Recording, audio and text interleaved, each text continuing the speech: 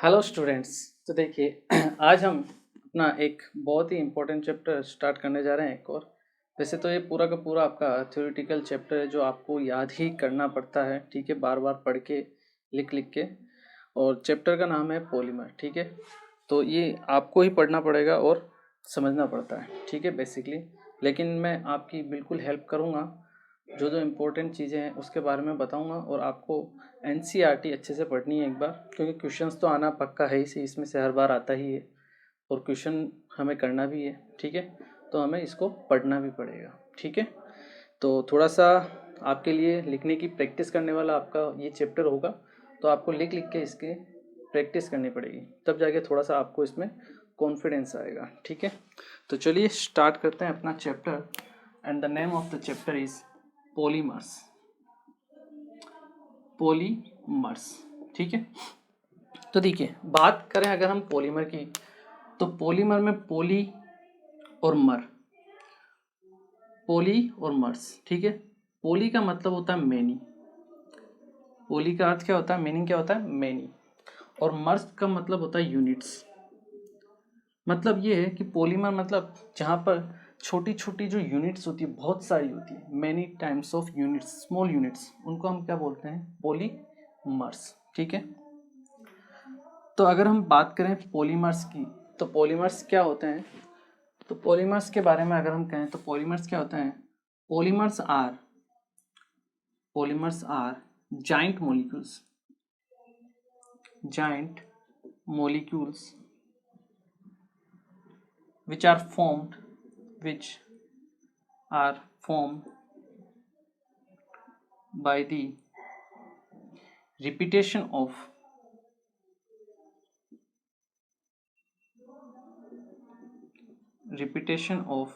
या आप इसे बोल सकते हो joining of many small molecules। तो पॉलीमर्स क्या होते हैं, polymers are giant molecules which are formed by the repetition of many small molecules, ठीक है, या addition of many small molecules भी आप बोल सकते हो। तो उसे हम क्या बोलते हैं, आपका पॉलीमर। जैसे अगर हम एग्जांपल के बारे में बात करें तो CH2 डबल बॉन्ड CH2, इसको हम बोलते हैं इथीन, ठीक है।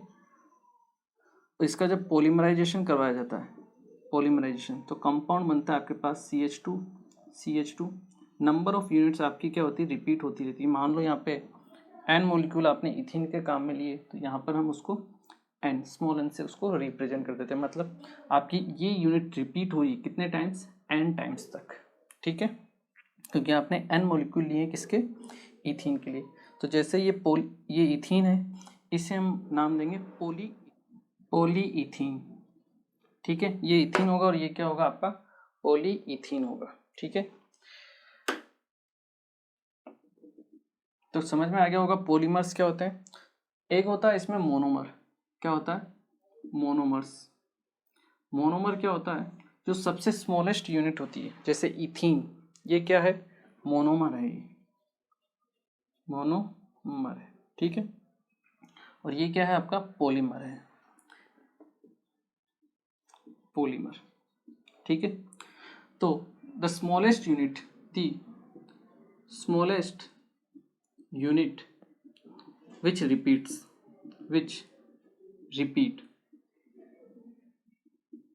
is called monomer। उसे हम क्या बोलते हैं, मोनोमर बोलते हैं, ठीक है। पॉलीमर हमने देख ही लिया है, पॉलीमर क्या होता है, मोनोमर के रिपीटेशन से जो आपके पास जाइंट मॉलिक्यूल फॉर्म होता है, उसे हम बोलते हैं आपका पॉलीमर। और जो टेक्निक होती है उसे हम बोलते हैं पॉलीमराइजेशन।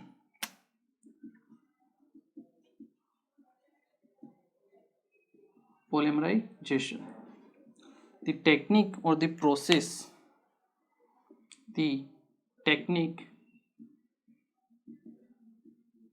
या फिर आप बोल सकते हो प्रोसेस,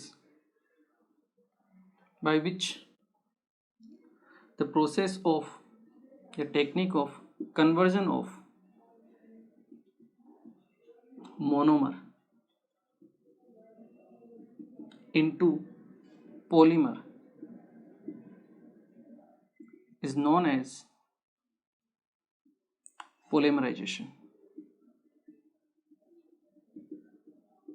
उसे हम क्या बोलते हैं, आपका पोलीमराइजेशन बोलते हैं। ठीक है, जैसे एक बार आप इसे नोट कीजिए, जैसे अगर हम देखें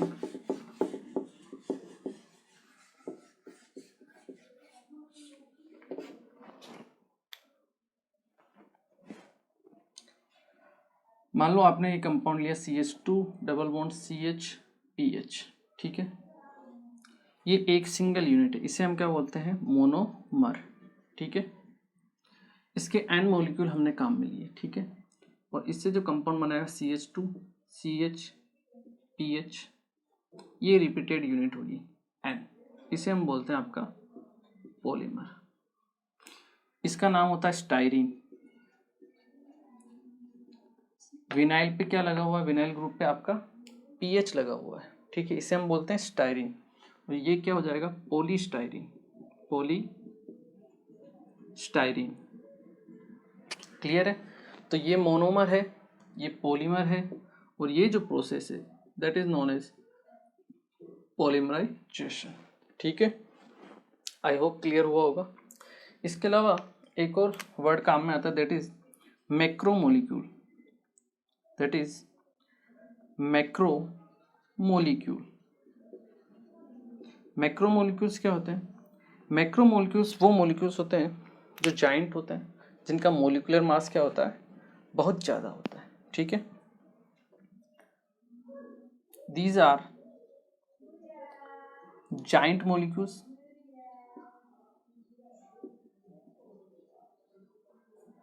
with high molecular mass, with high molecular mass। ठीक है, तो जिनका मोलिकुलर मास ज़्यादा होता है और जाइंट मोलिक्यूल्स होते हैं उनको मैक्रो मोलिक्यूल कहा जाता है। तो बात आती है मैक्रो मोलिक्यूल और पॉलीमर में डिफरेंस क्या है।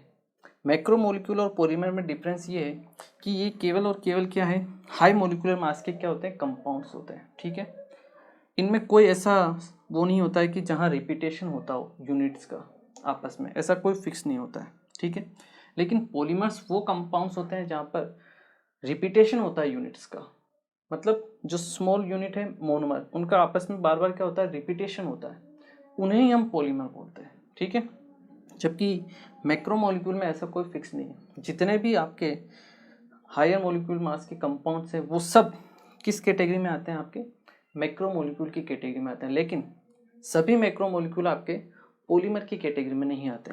पॉलीमर्स की कैटेगरी में वही कंपाउंड आएंगे जहाँ पर क्या हो, रिपीटेशन हो यूनिट्स का, तो उसे ही हम क्या बोलते हैं, पॉलीमर्स। तो इसे हम बोलेंगे आपका मैक्रोमोलिक्यूल्स। ठीक है, तो हम ये कह सकते हैं कि जो जितने भी पॉलीमर्स हैं they are macromolecules. All polymers are macromolecules, क्योंकि इनका भी मोलर मास क्या होता है, हाई होता है। ठीक है, but all macromolecules are not polymers, वो पॉलीमर्स नहीं होते हैं। ठीक है, ये चीज़ है जो आपको ध्यान रखनी है। क्लियर है, चलिए इसे नोट कीजिए, फिर हम इसका क्लासिफिकेशन देख लेते हैं। चलिए अब हम बात करते हैं पॉलीमर के क्लासिफिकेशन के बारे में, एक बार देख लेते हैं। ठीक है, तो वैसे तो पॉलीमर्स को अलग अलग डिफरेंट कैटेगरी वाइज क्लासीफाई किया गया है, तो जो मेन क्लासिफिकेशन है उसको हम एक बार देख लेते हैं कि पॉलीमर्स को किस तरह से क्लासीफाई किया गया है। ठीक है, तो पॉलीमर्स को क्लासीफाई दो तरीके से किया गया है। पहला जो है दैट इज स्टेप ग्रोथ, या हम कह सकते हैं चेन ग्रोथ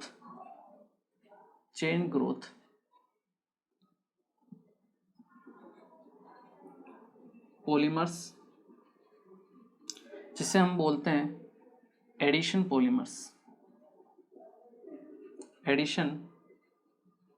पॉलीमर्स। ठीक है, और जो सेकंड टाइप है दैट इज कंडेंसेशन पॉलीमर्स या फिर आप इसे स्टेप ग्रोथ पॉलीमर भी बोल सकते हो, स्टेप ग्रोथ पॉलीमर्स और कंडेंसेशन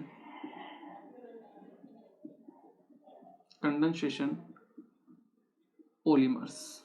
ठीक है, तो ये क्या होते हैं, इनको हम कैसे क्लासिफाई करते हैं उसके बारे में हम बात करते हैं। ठीक है, तो सबसे पहले देखते हैं चेन ग्रोथ पॉलीमर्स। तो चेन ग्रोथ पॉलीमर्स आपके वो पॉलीमर्स होते हैं जिनमें क्या होता है, स्मॉलर यूनिट्स का कंटिन्यूसली क्या होता है, रिपीटेशन होता रहता है। ठीक है, और जब भी रिपीटेशन होता है आपका जो मॉलिक्यूलर मास है वो सेम रहता है। मतलब एक का मान लो x है, 2 यूनिट को आपने ऐड किया तो टोटल मास होगा पॉलीमर का 2x।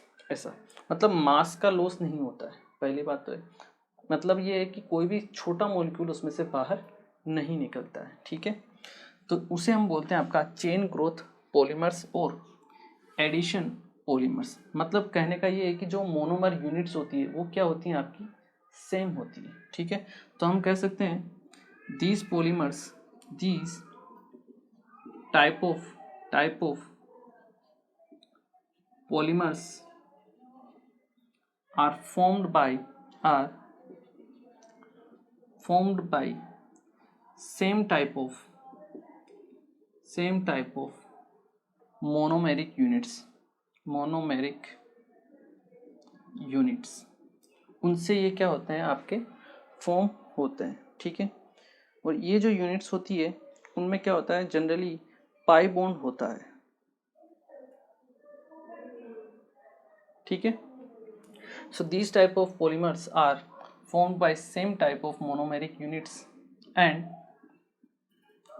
these monomers are generally pi bond containing hydrocarbons.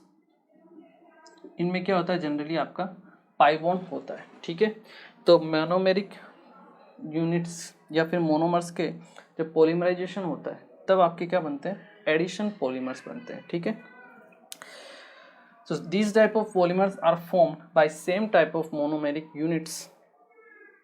ठीक है, by repetition of same type of monomeric units and this process is known as polymerization। ठीक है, and these monomers are generally pi bond containing hydrocarbons, ये होते हैं। ठीक है, second point अगर हम इसमें बात करें, that is there is no loss of smaller molecules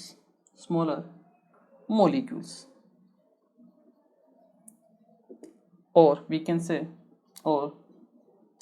say no small particle or small molecule will eliminate। कोई भी छोटा पार्टिकल एलिमिनेट नहीं होता है।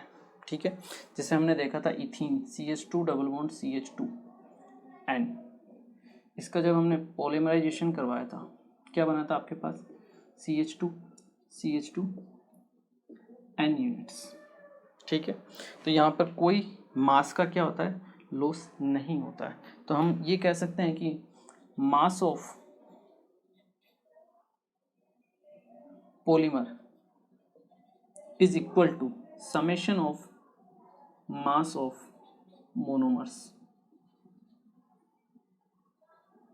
Monomer units. जितने भी मोनोमर यूनिट्स हैं उनके मास का सम टोटल वो क्या होगा, आपके पॉलीमर के मास के बराबर होगा। ठीक है, तो ये इंपॉर्टेंट चीज़ है। स्मॉल पार्टिकल्स जैसे H2O हो गया, वाटर हो गया, CO2, अमोनिया, NH3, HCl, ये रिमूव नहीं होते हैं। ठीक है ना, स्मॉलर मॉलिक्यूल्स। अगर हम बात करें किसके लिए, स्टेप ग्रोथ के लिए, तो स्टेप ग्रोथ पॉलीमर या कंडेंसेशन पॉलीमर्स में क्या होता है, ऐसे डिफरेंट मोनोमर्स आपके यूनिट्स हम काम में लेते हैं जहाँ पर डिफरेंट क्या होते हैं, फंक्शनल ग्रुप्स होते हैं। ठीक है, टू और मोर monomers monomers with different functional groups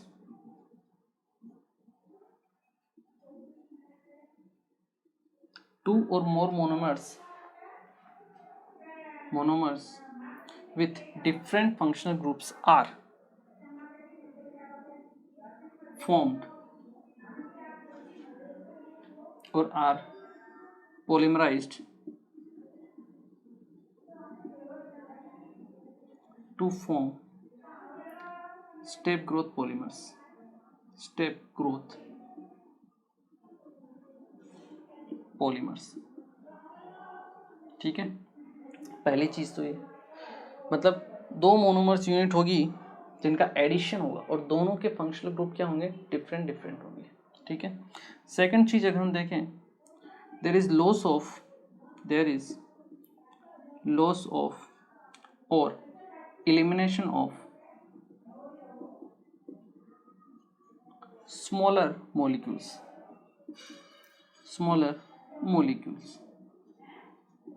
कौन कौन से हैं, जैसे NH3 HCl हो गया आपके पास, H2O वाटर हो गया, ठीक है, CO2 हो गया, तो इनका क्या हो सकता है, एलिमिनेशन होता है, उसे हम बोलते हैं आपके कंडेंसेशन पॉलीमर्स। ठीक है, देयर इज लॉस ऑफ और एलिमिनेशन ऑफ स्मॉलर मॉलिक्यूल्स।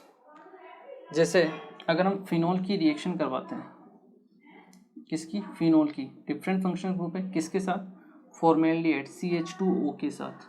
ठीक है, तो अपने पास फॉर्म होता है बेकेलाइट, क्या होता है, बेकेलाइट फॉर्म होता है। ठीक है, तो यहाँ पर ये भी डिफरेंट फंक्शनल ग्रुप है, ये भी डिफरेंट फंक्शनल ग्रुप है, दोनों का जब एडिशन होता है, उसका जो पॉलीमराइजेशन हम करवाते हैं तो हमें फॉर्म होता है पॉलीमराइजेशन, बेकेलाइट। तो वो किस कैटेगरी में आता है, आपके स्टेप ग्रोथ पॉलीमर की कैटेगरी में या फिर कंडेंसेशन पॉलीमर्स की कैटेगरी। क्लियर है, तो ये एक आपका क्या है, ओवरव्यू है, ये क्लासिफिकेशन है। ठीक है, अब हम स्टेप बाय स्टेप पढ़ेंगे। सबसे पहले हम बात करेंगे एडिशन पॉलीमर्स के बारे में और नेक्स्ट हम बात करेंगे आपके कंडेंसेशन पॉलीमर्स के बारे में। क्लियर है, चलिए एक बार आप इसे नोट कीजिए। चलिए नेक्स्ट हम बात करते हैं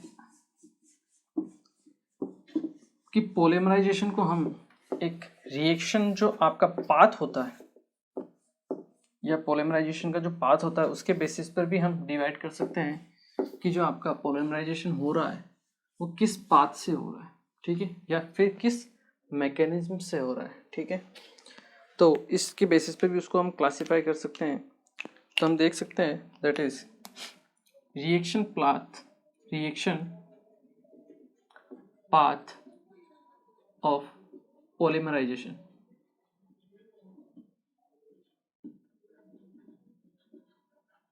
पॉलीमराइजेशन का पाथ कौन सा है, ठीक है, मैकेनिज्म हम कौन सा काम में लेते हैं। ठीक है, जैसे आपने CH2 डबल बॉन्ड CH, यहाँ कोई भी हम G ग्रुप लगा देते हैं। ठीक है, इसके N मॉलिक्यूल्स है, इसका जब पॉलीमराइजेशन होता है तो जो कंपाउंड फॉर्म होता है दैट इज, या जो आपका पॉलीमर फॉर्म होता है CH2 CHG होल N, ये पॉलीमर आपके फॉर्म होता है। ठीक है, तो इसका पाथ क्या है उसके बारे में हम क्या करते हैं, बात करते हैं। तो फर्स्ट जो पाथ है that is free radical mechanism.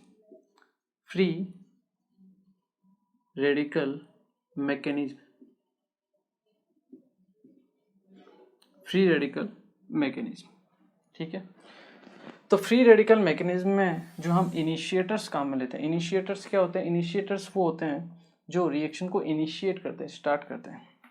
तो इनिशिएटर के रूप में हम काम में लेते हैं टर्शरी ब्यूटाइल पेरोक्साइड को। ठीक है, ये क्या है आपका टर्शरी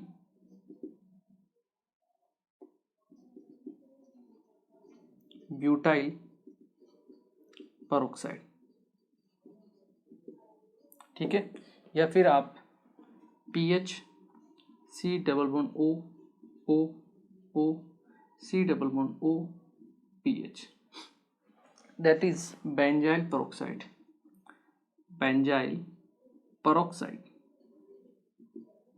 ये होते हैं आपके इनिशिएटर्स। क्या होते हैं, इनिशिएटर्स।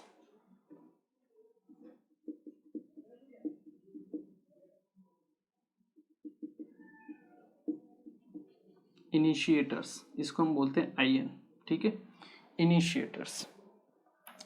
तो देखिए जैसे आपके पास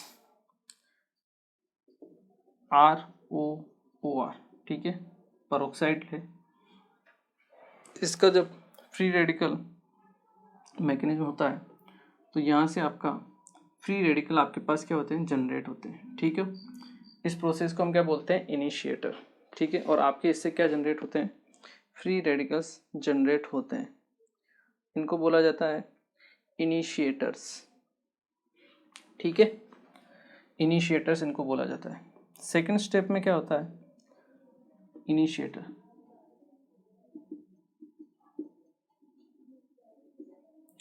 इसको मैं आयन लिखता हूँ, ठीक है ना, आयन डॉट ऐसे लिखूंगा, आरओ डॉट को, ठीक है। सेकंड स्टेप में क्या होता है, ये जो इनिशिएटर होते हैं, ठीक है, ये रिएक्शन करते हैं आपके, मान लो इसके साथ रिएक्शन किया है, CH2 double bond CH monomer unit के साथ में, G कोई भी आपका ग्रुप लगा हुआ है, ठीक है। तो ये क्या करेगा, यहाँ पर ये पाई बॉन्ड है, पाई बॉन्ड ब्रेक होगा, एक फ्री रेडिकल यहाँ पर, एक फ्री रेडिकल यहाँ पर, ये फ्री रेडिकल इसके साथ एसोसिएट हो जाएगा और यहाँ पे बन जाएगा आपका एक नया फ्री रेडिकल जनरेट हो जाएगा, कुछ इस तरीके से, ion CH2 CH dot G, इस तरीके से, ठीक है। इसके बाद क्या होगा, नेक्स्ट स्टेप में ये जो आपका मॉलिक्यूल बना है, फिर दूसरे मॉलिक्यूल के साथ जो अभी जिसमें अभी फ्री रेडिकल जनरेट नहीं हुआ है, उस मॉलिक्यूल के साथ रिएक्शन करेगा और उसको भी अपने में शामिल कर लेगा और एक नया फ्री रेडिकल क्या कर लेगा, जनरेट कर लेगा। मतलब कुछ इस तरीके से, अगर आप देखना चाहो फिर से यहीं पे मैं दिखा देता हूँ कि CH2 डबल बॉन्ड CH, इसके साथ फर्दर रिएक्शन करेगा, क्या बनाएगा आपके पास, ion CH2 CH, CH2 CH dot G, इस तरीके से। और इस तरीके से ये रिएक्शन क्या है आपकी, कंटिन्यूसली चलती रहेगी, इसको बोलते हैं प्रोपेगेशन स्टेप्स, प्रोपेगेशन स्टेप्स, ठीक है, जो कंटिन्यूसली अपने आप चलती रहती है। तो इस तरीके से मोनोमर्स यूनिट जो है वो आपस में क्या होती रहती है, यूनाइट होती रहती है टुगेदर, और उससे क्या होता रहता है, आपका पॉलीमर फॉर्म होता रहता है, ठीक है। प्रोपेगेशन स्टेप्स चलती रहती है और लास्ट में क्या होता है, अगर हम बात करें, चलिए यहीं पे अगर मैं आपको बताऊं, लास्ट में ion initiator CH2 CH, CH2 CH dot G, मान लो ये आपकी रिपीटेड यूनिट है, इसके क्या है आपके पास N मॉलिक्यूल्स है, फ्री रेडिकल किसी दूसरे फ्री रेडिकल के साथ क्या हो जाता है, एसोसिएट हो जाता है। मतलब मान लो इस फ्री रेडिकल के साथ ये एसोसिएट होता है, CH, CH2 आयन, ठीक है, इसके साथ एसोसिएट हो जाएगा और ये रिएक्शन क्या हो जाएगी, स्टॉप हो जाएगी, फ्री रेडिकल आपस में मिलके बॉन्ड बना लेंगे, कुछ इस तरीके से, ion CH2 CH, N, then CH2, इसको आप एक बार नोट कर लीजिएगा, ठीक है ना, ताकि मैं इसको मिटा देता हूँ। प्रोपेगेशन, इसको मैं लिख देता हूँ यहाँ पे, प्रोपेगेशन, ठीक है, प्लस कंटिन्यू, यहाँ से आप प्लस लगा के कंटिन्यू कर देना है इसको आगे, ठीक है, whole N, then CH2 CH,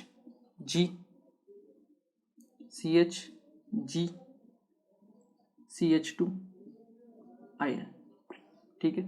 मान लो यहाँ पर भी आपकी क्या हो गई, रिपीटेड यूनिट जो भी है। तो इस तरह से आपकी रिएक्शन क्या हो जाती है, स्टॉप हो जाती है और आपका मोनोमर किस में कन्वर्ट हो जाता है, पॉलीमर में कन्वर्ट हो जाता है, ठीक है, ये बात है, क्लियर है। तो ये बनेगा आपके पास CH2 CH, N, ठीक है, पॉलीमराइजेशन हो जाएगा। अब इसमें बात ये है खास कि इसमें बनता है इंटरमीडिएट फ्री रेडिकल, ठीक है, और ये जो G ग्रुप है ये वो ग्रुप होना चाहिए जो इस फ्री रेडिकल को क्या करे, सपोर्ट करे या फिर क्या करे, स्टेबलाइज करे। तो उसके बारे में एक बार हम बात कर लेते हैं, एक बार आप इसे नोट कर लीजिए।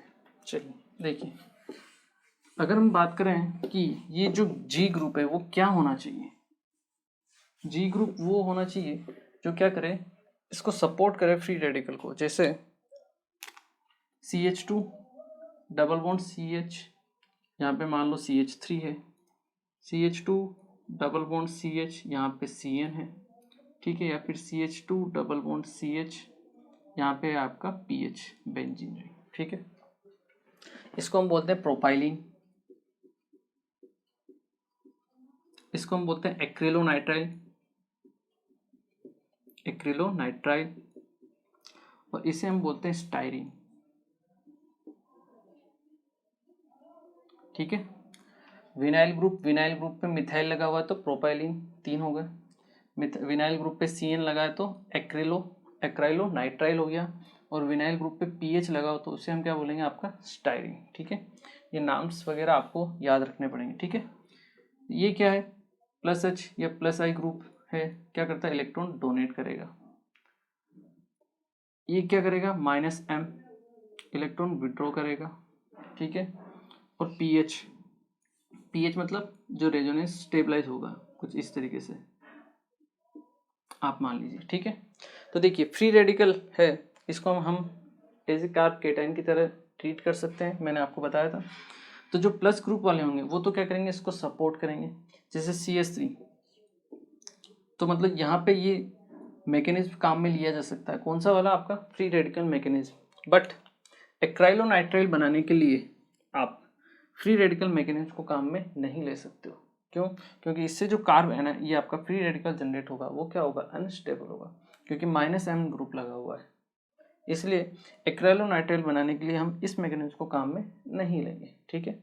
मतलब ये माइनस वाले ग्रुप हमको काम में नहीं लेना है, ठीक है। यहाँ फ्री रेडिकल बनेगा, वो रेजोनेंस के साथ, आपके डबल बॉन्ड के साथ क्या होगा, बेंजीन के साथ रेजोनेंस स्टेबलाइज होगा। तो जी हाँ, बिल्कुल स्टाइरिन को बनाने के लिए भी आप इस मैकेनिज्म को काम में ले सकते हो, ठीक है। तो ये आपको पता होना चाहिए, इम्पोर्टेंट है, ध्यान रखना है आपको, ठीक है। चलिए, तो ये था अपना first mechanism, that is free radical mechanism. इसको नोट कीजिए आप एक बार एग्जाम्पल को। फिर हम इसका सेकेंड मैकेनिज्म का पाथ देखते हैं, दैट इज एनायनिक मैकेनिज्म, ठीक है।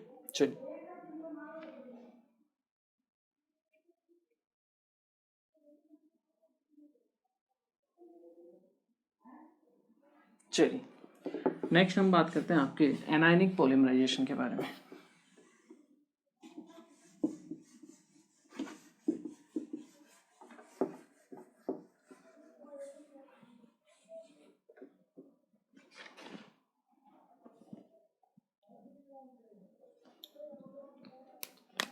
सेकंड जो पाथ है दैट इज एनायनिक मैकेनिज्म या एनायनिक पॉलीमराइजेशन।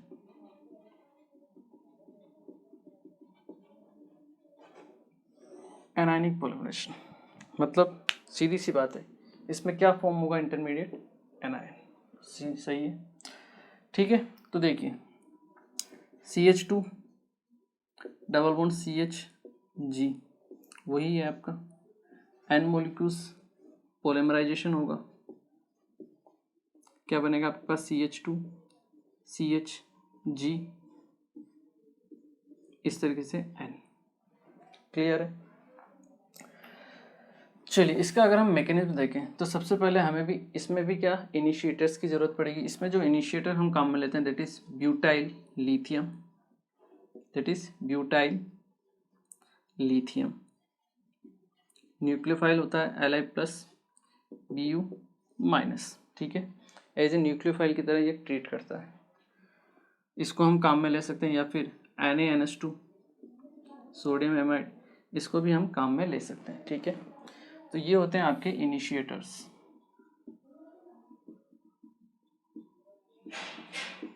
क्लियर है।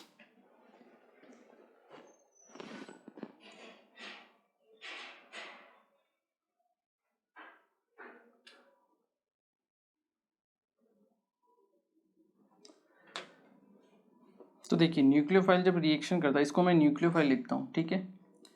CH2 डबल बॉन्ड CH, के साथ रिएक्शन करेगा, क्या बनाएगा, NuCH2 CH G, यहाँ पे आ जाएगा आपका लोन पेयर विथ माइनस। ठीक है, इनिशिएशन प्रोसेस आपकी स्टार्ट हो जाएगी। क्लियर है, फर्स्ट स्टेप। सेकंड स्टेप में क्या होगा, फिर से ये मॉलिक्यूल आपके दूसरे मॉलिक्यूल जिस पर रिएक्शन अभी तक नहीं हुई है उसके साथ रिएक्शन करेगा और अपनी चेन को क्या करेगा, ग्रो करेगा। CH2 double bond CHG। Clear है, क्या बनाएगा ये, फिर से NuCH2 CHG CH2 CHG, यहाँ पे lone pair with minus charge. और इसी तरीके से आपकी रिएक्शन क्या है, कंटिन्यूसली चलती जाएगी। Like CH2 double bond CHG, ये आपकी कंटिन्यूसली चलती जाएगी। Propagation step. ठीक है, और इन द एंड लास्ट में क्या होगा, NuCH2 CHG CH2 CH minus G। यहाँ से इसकी हम रिएक्शन करा देंगे, क्योंकि माइनस चार्ज है तो इसकी एसिड के साथ रिएक्शन करा देंगे, दैट इज H+ से करेंगे, प्रोटोनेट हो जाएगा और आपकी रिएक्शन स्टॉप हो जाएगी। NuCH2 CHG CH2 CH2G, इस तरीके से। ठीक है, तो ये आपकी क्या होगी, रिपीटेड यूनिट होगी n टाइम्स। क्लियर है, तो इस तरह से रिएक्शन को क्या किया जाता है, स्टॉप किया जाता है। To stop reaction, to stop reaction, क्योंकि भाई रिएक्शन को रोकना भी तो पड़ेगा ना, हमेशा चलती ही थोड़ी रहेगी। रिएक्शन को रोकना पड़ेगा तो उसमें क्या डालते हैं हम, एसिड डाल देते हैं। ठीक है, जिससे क्या होती है, वो आपकी रिएक्शन स्टॉप हो जाती है, चेन ग्रो करना बंद कर देती है आगे। तो ये है आपका सेकंड मैकेनिज्म, एनायनिक मैकेनिज्म। ठीक है, अब इसमें अगर हम बात करें, जो आपका रिएक्शन इंटरमीडिएट बन रहा है वो क्या बन रहा है, एनायन। सेम वही एग्जांपल अगर हम लें, ठीक है, CH2 double bond CH3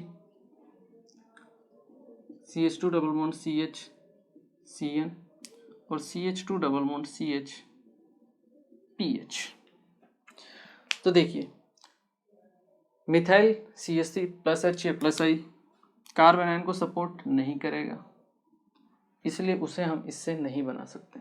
clear, CN -M है, -M सपोर्ट करेगा कार्बन एनायन को, तो इसे हम बिल्कुल बना सकते हैं इस मैकेनिज्म के जरिए। ठीक है, PH बेंजीन एनायन होगा, बेंजीन के साथ क्या होगा, रेजोनेंस स्टेबलाइज होगा, बिल्कुल इसे भी हम बना सकते हैं इस मैकेनिज्म के जरिए। ठीक है, तो आपको ये पहचानना आना चाहिए, ठीक है, कि हाँ कौन सा मैकेनिज्म हमारे लिए सूटेबल होगा। क्लियर, चलिए, ये तो था अपना second method, that is anionic polymerization, इसे नोट कीजिए। फिर हम अपना लास्ट और थर्ड मैकेनिज्म पढ़ते हैं, दैट इज केटायनिक पॉलीमराइजेशन। चलिए, नेक्स्ट हम पढ़ते हैं अपना third type of polymerization, that is cationic polymerisation.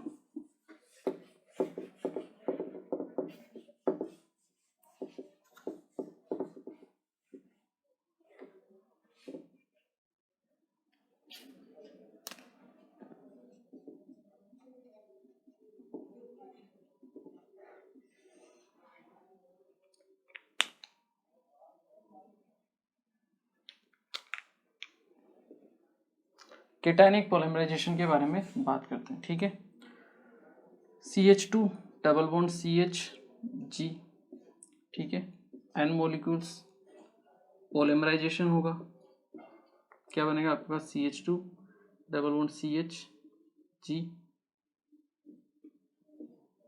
N। ठीक है,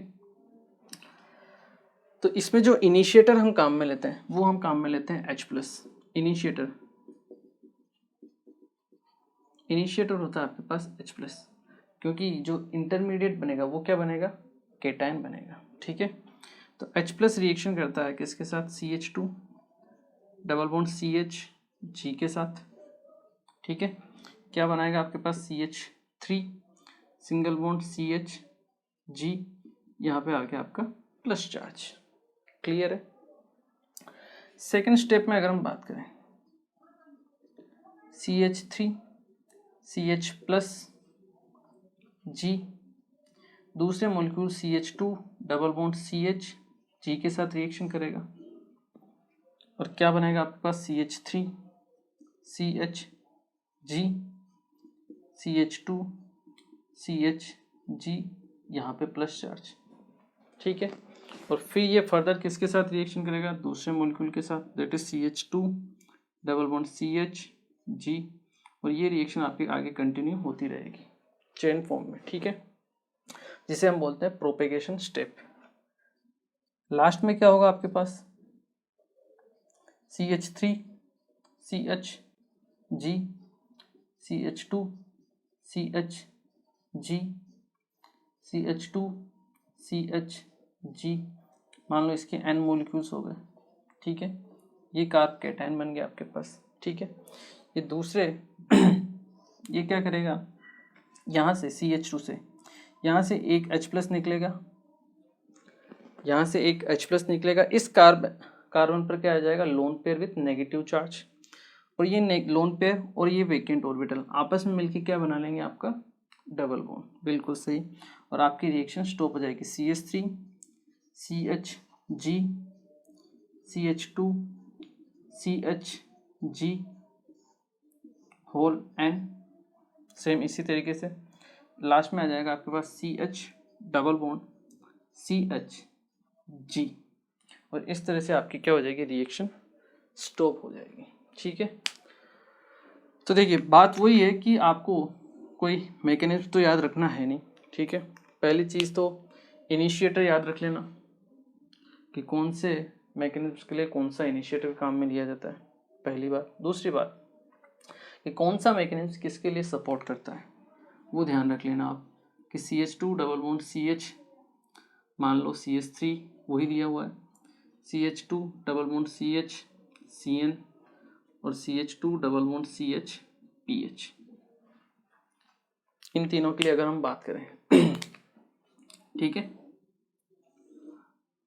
तो देखिए हमने देखा था ये क्या है, आपका प्लस आई ग्रुप है, तो कैटायन को सपोर्ट करेगा, और यहाँ पे क्या बन रहा है, कैटायन बन रहा है, तो ये कैटायन को फेवर करेगा। इसके अलावा इसके साथ ये आपके फ्री रेडिकल मैकेनिज्म को भी क्या करेगा, सपोर्ट करेगा। तो कैटायन ये जो है आपका cationic mechanism plus free radical mechanism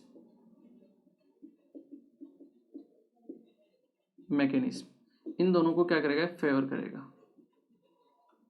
favour.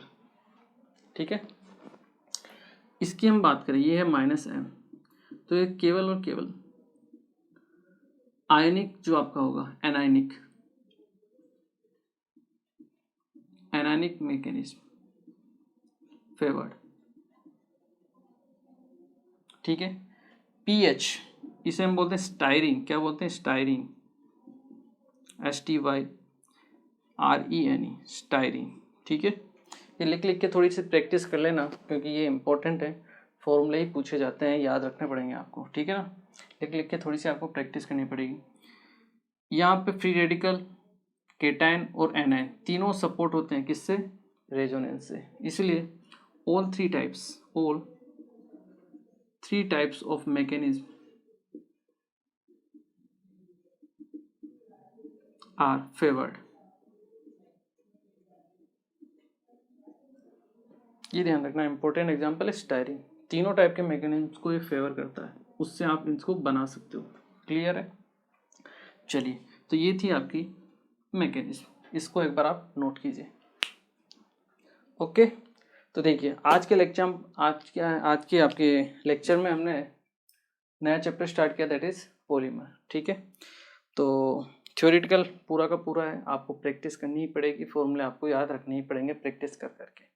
ठीक है, और एकदम इजी क्वेश्चन आते हैं इससे, तो इसको आपको चैप्टर को छोड़ना भी नहीं है। ठीक है, क्योंकि इजी क्वेश्चन आते हैं, आप कर सकते हो अगर आप थोड़ी सी इसमें मेहनत करोगे तो। ठीक है, और आपको हाँ एनसीईआरटी बिल्कुल पढ़नी है इस चैप्टर के लिए, ठीक है। और वैसे भी मैं आपको बोलता ही हूँ कि हर लेक्चर की केमिस्ट्री के लिए आप एनसीईआरटी पढ़िए, आपको बेनिफिट ज़रूर मिलेगा, ठीक है। तो आज हमने पॉलीमर स्टार्ट किया, पॉलीमर क्या होता है, कैसे फॉर्म होते हैं, इसके बारे में बात की। हमने उसके एक क्लासिफिकेशन देखा, एडिशन, कंडेंसेशन पॉलीमर, ठीक है। उसके बाद कौन कौन से जो मैकेनिज्म है, जो रिएक्शन पाथ है, उसके बेसिस पे कैसे क्लासिफिकेशन करते हैं, उसके बारे में हमने बात की, ठीक है। तो नेक्स्ट लेक्चर, आपके नेक्स्ट लेक्चर में हम जो आपका एडिशन पॉलीमराइजेशन अभी चल रहा है उसको आगे फर्दर कंटिन्यू करेंगे और देखेंगे कौन कौन से एग्जाम्पल्स हैं जहाँ पर एडिशन पॉलीमराइजेशन होता है, ठीक है। तो उसे हम पढ़ेंगे अपने नेक्स्ट लेक्चर में। तो मिलते हैं फिर next lecture. Thank you very much.